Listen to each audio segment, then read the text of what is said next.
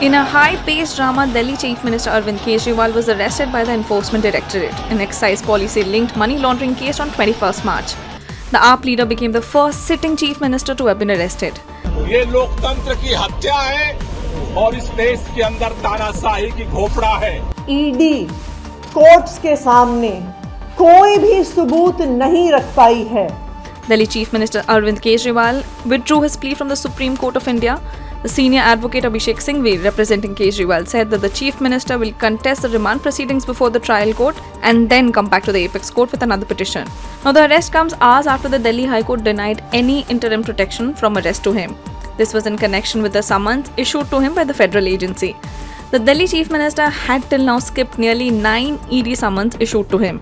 AAP Delhi Minister Saurabh Bharadwaj and Atishi were detained by police in Delhi during the party protest against the arrest of CM Kejriwal. पूरी गुंडागर्दी है। अरविंद केजरीवाल जी के घर वालों को house arrest किया हुआ है। अरविंद केजरीवाल जी की माताजी एक दिन पहले अस्पताल से आई हैं। बेटे को अरेस्ट कर लिया। घर वालों को किसी से मिलने नहीं दिया जा रहा।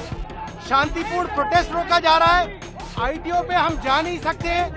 1 मिनट आईटीओ पे आते हुए हुआ और उठा के पुलिस वाले हमको फेंक रहे हैं।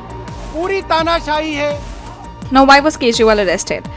Well, AAP leaders Manish Sisodia and Sanjay Singh have been already arrested by the probe agency in the case. It is alleged that AAP leaders received kickbacks worth crores from owners and operators of alcohol business for preferential treatment such as discount and extensions in license fee.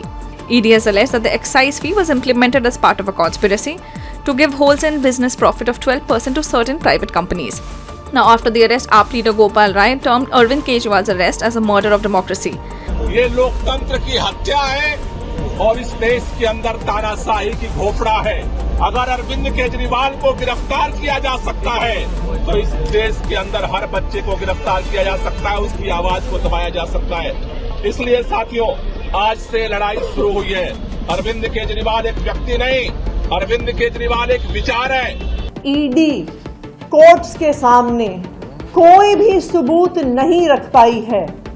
सिर्फ और सिर्फ ये दिखाता है कि ये Bharatiya Janata party का डर है, ये प्रधानमंत्री नरेंद्र मोदी जी का डर है।